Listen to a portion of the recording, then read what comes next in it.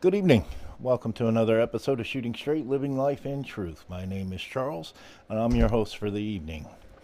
I want to apologize for the late start. We had a power outage about 5 minutes before we were supposed to go live. It messed up a few things. We were trying to fix it before we went live. Murphy's striking today. So bear with us. We'll get it under control. But today we're going to be talking about accountability. I know it's everybody's favorite topic. I know we really enjoy wanting to talk about that sort of thing, but it is what it is. Did we not get the audio on that? Alright, so we got some stuff that's messed up. Don't know why. Probably need to restart the system, but we're not going to do that right now, so we're just going to charge forward and see if we can make this thing work. So accountability, definition. Here we go, guys. Definition of accountability is the quality or state of being accountable, especially an obligation or willingness to accept responsibility or to account for one's actions. Now let's do some synonyms here. Answerability, blame, fault, liability, responsibility. Some antonyms: unaccountability, irresponsible, unreliable, blamelessness, cop-out, shirking responsibility, buck passing, and deniability. Now, it's important that we understand these topics for several reasons, all right? Because accountability is a base foundational type element in the everyday living, interactions with each other as a society. It's all important. It's base level, all right? If we don't get that right and we don't keep people accountable, then there's going to be issues. Like, for example, all right, I'm a father, right? There's a lot of fathers out there. There's a lot of mothers of you out there, right? Accountability. When it comes to your children do something that isn't right, do you just go, oh, hey, that's little Johnny. He's a good kid. No worry about that. My angel wouldn't do anything like that. No, because if you do that, they're just going to continue to do that bad behavior because they haven't been held accountable for it, right? So accountability is important.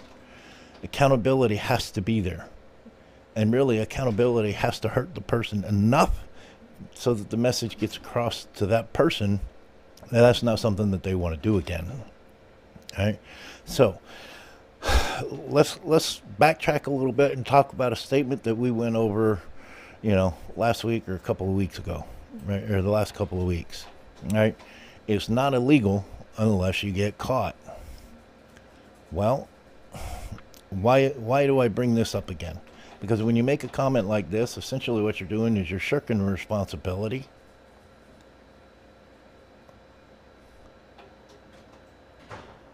You're shirking the responsibility. You're denying that you've done anything wrong. You're being irresponsible. And you're not accepting blame. And that makes you unreliable. None of those things are good. Okay, let's take a look at some contemporary examples from the news, right? The ones we're going to discuss, or some of the ones that we'll discuss, there's Jacob Blake, Amber Heard, Paul Pelosi, Nicholas Sandmann, News Media, Kyle Rittenhouse, Scott Israel, Jessica Smollett, and Chesa Bowden. Now, the reason that I'm picking these particular situations and these people, pardon me, I got an itch in my nose for some reason. The reason that I'm picking these people is because pretty much most everybody is familiar with it. I'm not picking it because they're political hot topics or anything like that. Like I said, I don't want this show to be a political show. That's not what this show is about. All right, but I am picking these examples because they're good examples of accountability and the lack of accountability in modern American society. Because I don't think a lot of people really quite understand what accountability is anymore. So, for example, Jacob Blake, right? Part of the reason why we had the riots in Kenosha back in 2019. Individual was on probation, recently released, had a restraining order against him for some stuff that happened with him and his girlfriend. He wasn't supposed to be at his girlfriend's, but he decided to go to his ex-girlfriend's anyway, and got a little forward, and essentially committed a sexual assault without actually fully raping her, because the police showed up on time because somebody else called them. He ran out, afraid of going to jail, and resisted arrest. And the way the news media paints it out to be was he was just another black man who was gunned down by overzealous police officers. Well, the truth came out a little bit later when Mr. Blake actually came and did a television interview with someone that never actually got published on mainstream media, and you had to dig for it online. I happened to see it on YouTube and see it online. The man actually confessed and admitted to the fact that the reason that the police officer shot him was because he had a knife on him originally, and when they originally got a hold of him, he pulled it out to try and use it against him, but it got knocked out of his hand. So when he got loose and got freed from the police officer from that first initial catch-up, he ran around to the driver's side of his vehicle and reached underneath the seat of the driver's seat of his car or of his vehicle to grab another knife. He had his hand on his knife when the officer shot him. He admitted that he was going for a knife and intended to use the knife against the police officers. But yet the news media painted it out to be something completely different. The fact that this man came out on a television interview and said that that's what he did, he was taking accountability for his actions. Now, Amber Heard, I don't think I need to go into that one, but we all know that she tried to avoid accountability for her actions and sat there and told a whole bunch of stories and a whole bunch of lies about Johnny Depp. Well, the courts held her accountable even though she didn't want to be. Paul Pelosi, right? Ongoing story right now, but he was arrested, got into some trouble with the law regarding drinking and driving. At this point, he's not in jail. Apparently, some strings were pulled, and he's not being held accountable for his actions. Now, I'm sorry, folks. I used to work in EMS. In other words, pre-hospital care. Worked on the ambulances. I can't tell you how many times I have been called out to a traffic accident that was involving a drunk driver, involving alcohol. It only takes one of those accidents for you to realize that drinking and driving isn't a good idea, not to mention the fact that it's against the law. But it's a fine example of this statement. It's not illegal unless you get caught. How many of you have actually gone out and driven while you were drunk? Or driven while you were under the influence of something? I've been at the end results of those little drives. Oh, I can do it. I can handle driving home. Can't tell you how many times I went to a drunk driving accident to find people that had died, to find people who were severely injured, that if they didn't get immediate medical attention, that they would die. I've seen people's lives destroyed. Seen people end up in wheelchairs because somebody chose to drive after they had gotten drunk. One such instance was a vehicle accident that I had to respond to that involved 4 people. We knew about 3 of them. This particular vehicle had been sideswiped, or T-boned basically, by a drunk driver who sustained very minor injuries, like a couple scratches, and that was about it. But the mother who was driving, 32 years old, dead. The 9-year-old boy in the back seat, dead. 13-year-old in the front passenger seat was still alive, injured, needed medical attention. But the only thing that kept coming out of her mouth was, "Where's my baby sister? Where's my baby sister?" We saw no indications. We saw absolutely no indications whatsoever that there was another individual in that vehicle. So we had to start looking around because the vehicle had flipped over. So we knew there was a possibility that maybe something or someone had been thrown from the vehicle. We kept looking. 15 minutes later, somebody yells out, "Hey, over here," and points up in a tree with their flashlight pointed at whatever it was they were talking about. Come to find out, it was the car seat that a 9-month-old baby was still in and was not alive because she went head first into the tree after being thrown from the vehicle. All because someone decided to drive while they were drunk. It's against the law for a reason, folks. And whether you get caught or not, it's illegal. And you're putting people's lives in danger. In the past, I've been known to knock out a friend and take their keys away from them, drive them home, and stay with them overnight to make sure that they were okay in the morning. Yes, you heard that right. I knocked them out. Yeah, I punched them and knocked them out. I've seen one too many of those kinds of accidents and one too many of those kinds of results where people get drunk, get in a pissing contest, stab each other or shoot somebody. I've seen it one too many times. And if you're in my presence, I'm not going to tolerate it. You're not going to drive a vehicle while you're drunk. Not while I'm around. I hate to get all serious on you about that one, but I mean it. All it takes is for you to work one accident like that, for you to figure out just how bad it really is. Don't do it. Just don't do it. Now, is Paul Pelosi ever going to be held accountable for his actions? Who knows? But he needs to be. He definitely needs to be because he endangered the lives of American citizens.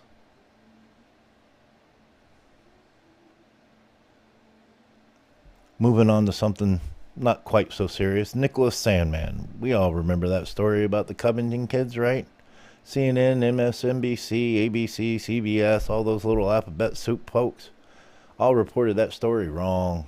All painted it out to be like Nicholas Sandmann was this white supremacist, proud boy, domestic terrorist type person who got in the face of a Native American Vietnam vet. He wasn't a Vietnam vet. He was a Vietnam era vet, but he was kicked out of the army because he was unfit for duty, essentially. He wasn't a combat veteran.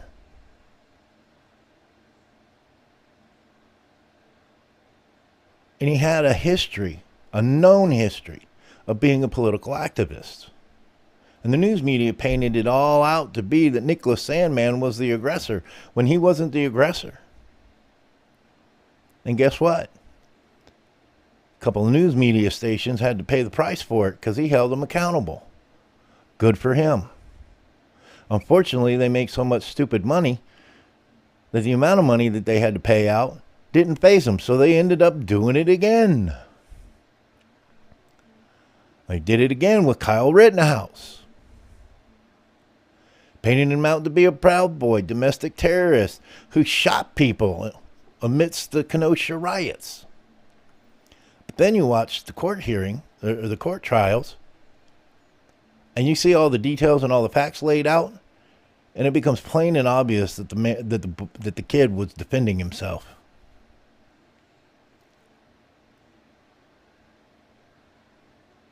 But the news media wants to make it out to be something else, and everybody gets all up into an uproar because the news media said it. Well, folks, just because it's on Facebook doesn't mean it's true.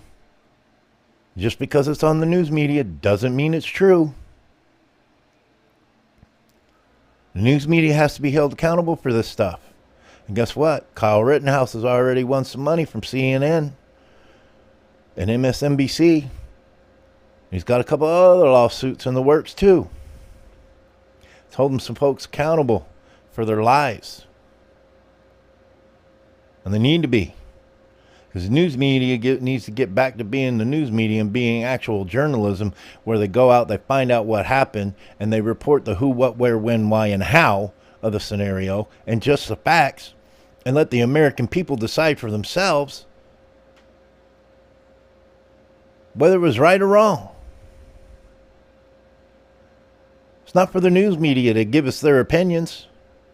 It's not for the news media to tell us how to think about something. Get the facts and then make your decision. In America, we're innocent until proven guilty. And the only thing that proves us guilty are the facts. If you don't get the facts, then you're assuming that we're guilty and we're having to prove our innocence. It's backwards. That's not how it's supposed to work. We got to start having accountability. Just like in the Scott Israel case. He was the sheriff in Broward County when Marjorie Stoneman Douglas was shot up. Why do I bring this up? Because the man refused to take accountability and take responsibility for his failures in that scenario. Florida state law enforcement had to put together a state task force that involved various law enforcement officers from around the state, the district attorneys, the attorney general, some parents from the school who had their children killed, and a few other people to investigate that whole situation and find out the nitty-gritty details on what happened, why it happened, when it happened, and what caused it, or what contributed to the events that day. And you know what one of the things was found out? During those 19 instances in which the sheriff's department was contacted about the shooter prior to the event, on any one of those occasions,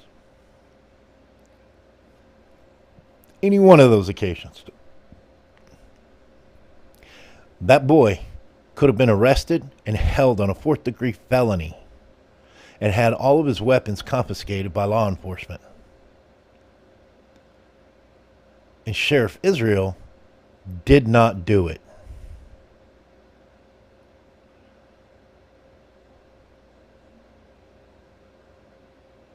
Now that is a catastrophe that could have been prevented and should have been prevented. But Mr. Israel there didn't want to take accountability for his actions and his failures. It took state law enforcement getting involved to hold him accountable. You know what happened once their report came out? Governor DeSantis fired the guy instantly. And they had a special election to elect a new sheriff. Hopefully the new sheriff is doing the job. Because you definitely don't want to see something like that happen again. But accountability is what holds these people's feet to the fire and makes them do their jobs the way they're supposed to.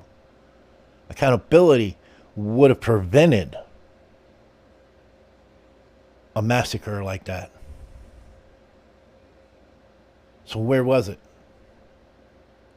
Jussie Smollett finally held accountable for lying to the police and falsifying a report about being attacked on the Chicago streets by Trump supporters. You know the story. The whole thing was false and faked. He paid people to do it. Is he going to be held accountable for it? Really held accountable for it so that it hurts, so he learns his lesson and doesn't do that again? Who knows? But we got to start holding people accountable.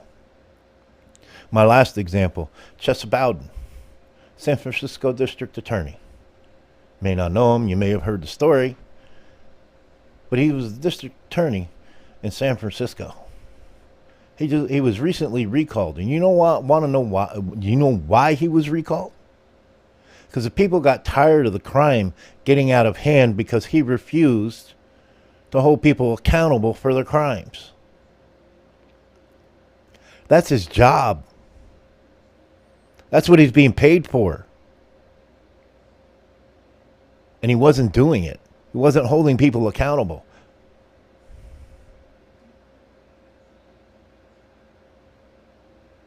He got recalled because of it.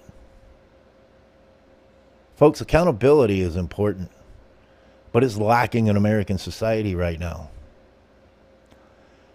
There's a plethora of contributing factors to it and reasons why. Here are just a few that I wanted to name for you. Participation trophies, lack of discipline in the home, lack of parental involvement, promotion of lasciviousness or uncontrolled behavior. If it feels good, just do it. Lack of respect of the law, erasure of God from society, situational ethics, confirmation bias. In other words, they won't hear anything unless it confirms their own personal bias. They don't want to hear it. Narcissistic personality disorders, victim mindsets, courts that withhold judgment when they should be passing judgment, DAs not enforcing the law, and defunding the police. These are just a few contributing factors to why we've lost accountability in America.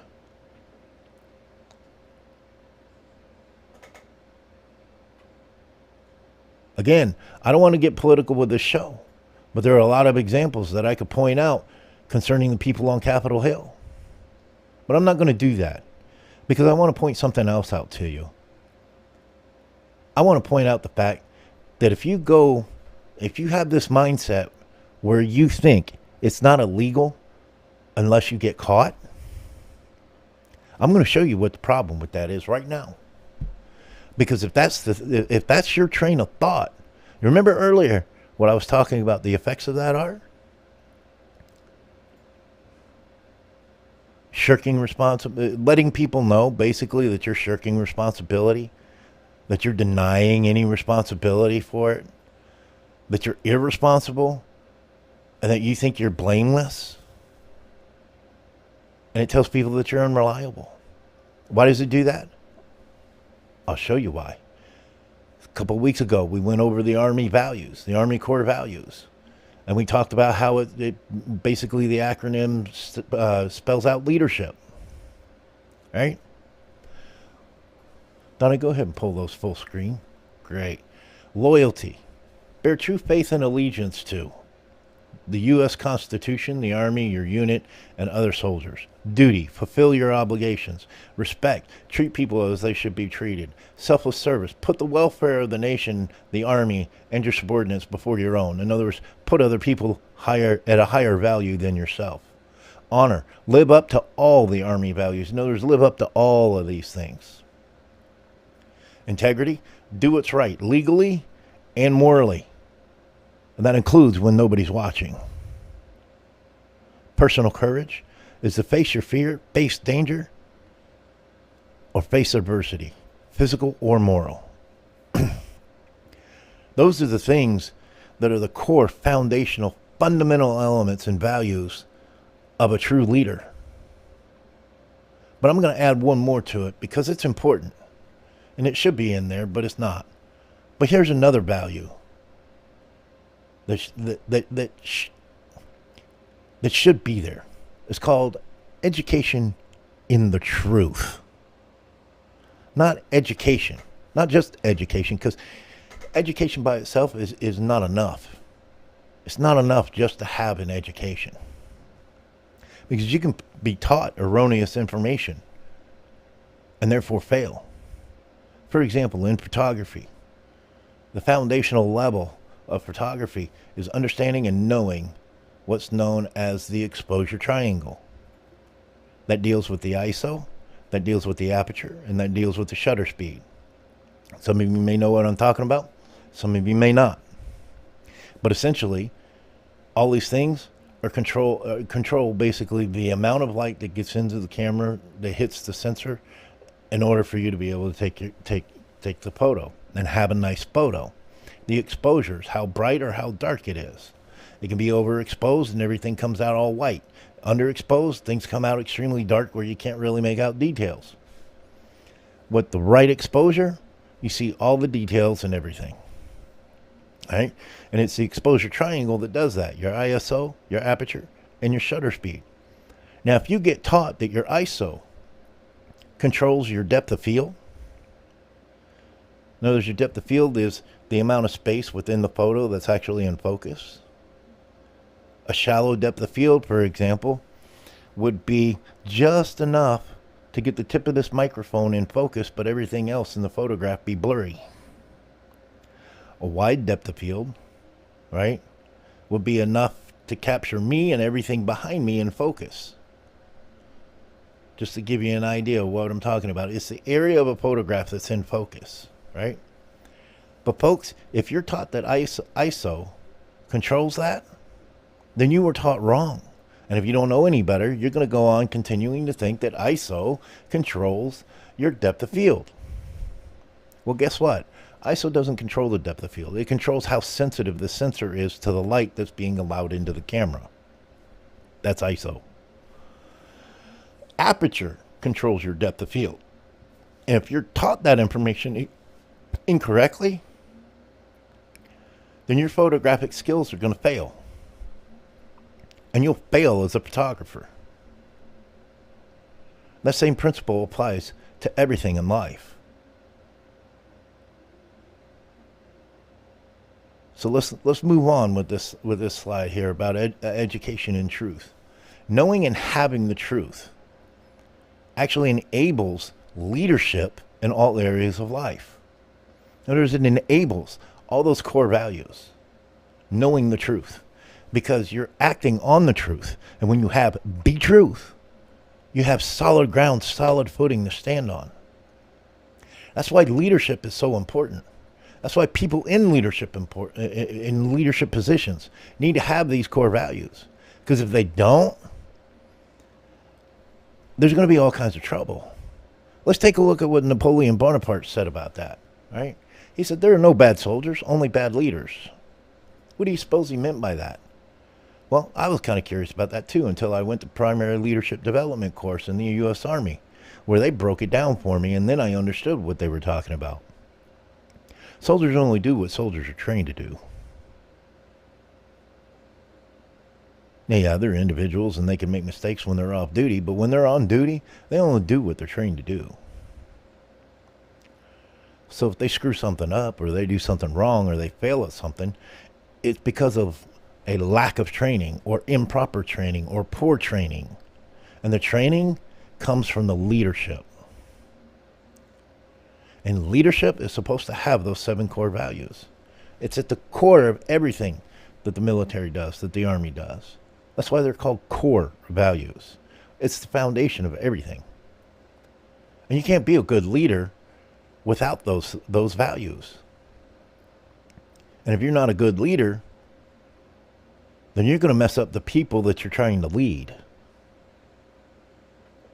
That's a bad combination. Bad combination. If you're going to be in leadership, then you need loyalty. You need true faith and true allegiance to the Constitution, which is the overarching supreme law of the United States. They need to bear true faith and allegiance to the U.S. Constitution. Same thing holds true with the law. Same thing holds true with the local law. If you can't do that, then you have no loyalty. If you have no loyalty, then you can't be trusted. The same thing goes on an individual level. If you have no loyalty to those around you, especially in a marriage relationship, if you don't have true faith and allegiance to your spouse, what do you think's going to happen?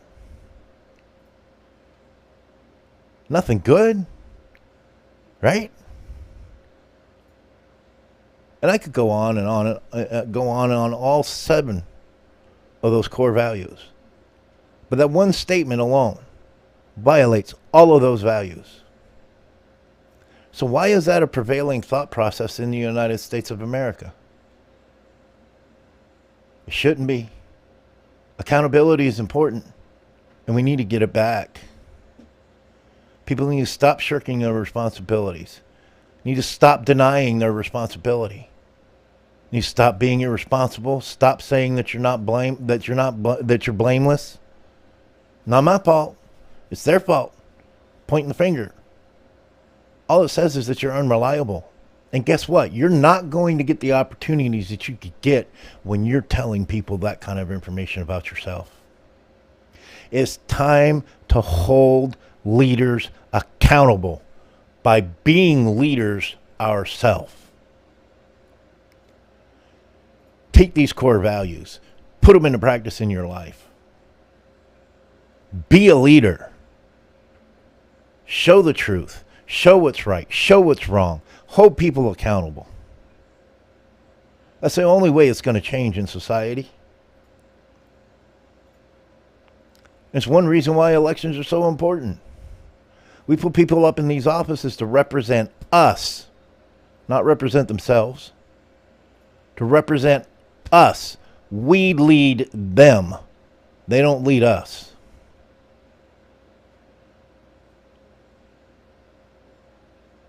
So let's hold them accountable and put people in those offices that have the values that they need to have to be good leaders.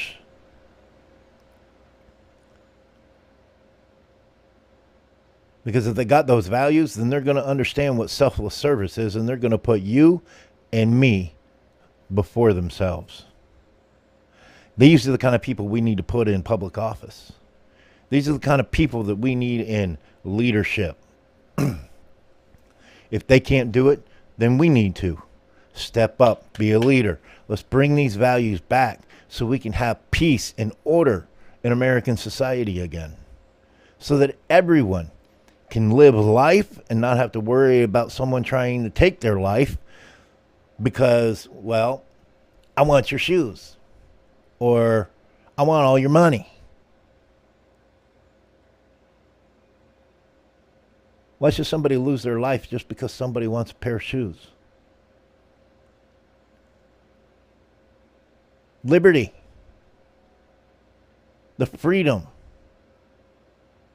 to be able to move about, to be able to say things, to be able to do the things that you want to do without having to worry about an oppressive government telling you you can't do it. Or without having somebody else telling you that you can't do it. Because you're going to need liberty to be able to pursue your happiness. And in order to maintain the liberty, in order to pursue your happiness, you're going to have these leadership values. You've got to. There's no other way. You want to see America unified? Let's make these 7 core values the American values, because you know what? America was founded on these kind of values. And we got to greatness because of these kind of values. Loyalty, duty, respect, selfless service, honor, integrity, personal courage.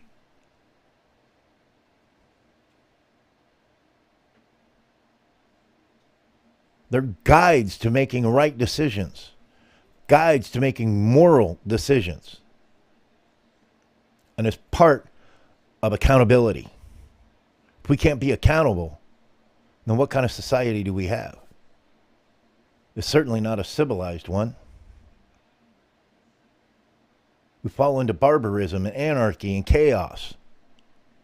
That's not what America's about. So let's get with the program. Stop shirking our responsibilities. Face fear. Take accountability for your actions. And if you don't want negative reaction or negative consequences, then make sure that what you're doing is within the law and the right thing to do.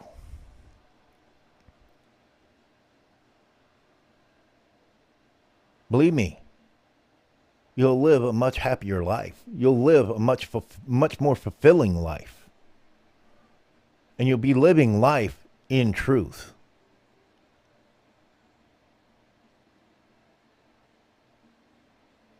And with that said, I'll go ahead and open it up for questions.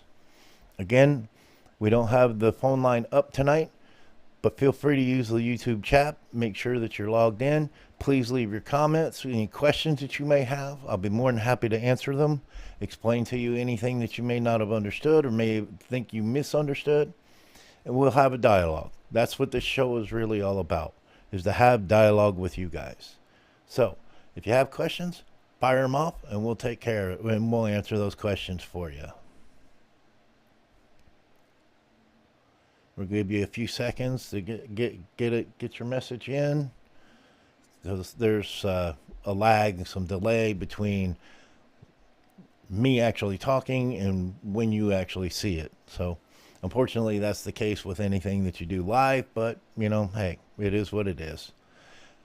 But if we don't have any questions or any comments at this time, I'm going to go ahead and close this out. If you guys have liked what I've been doing this season with this vlog, or you like the filmmaking stuff that I've been doing, then and you've considered supporting us, here's the link for you to be able to support us.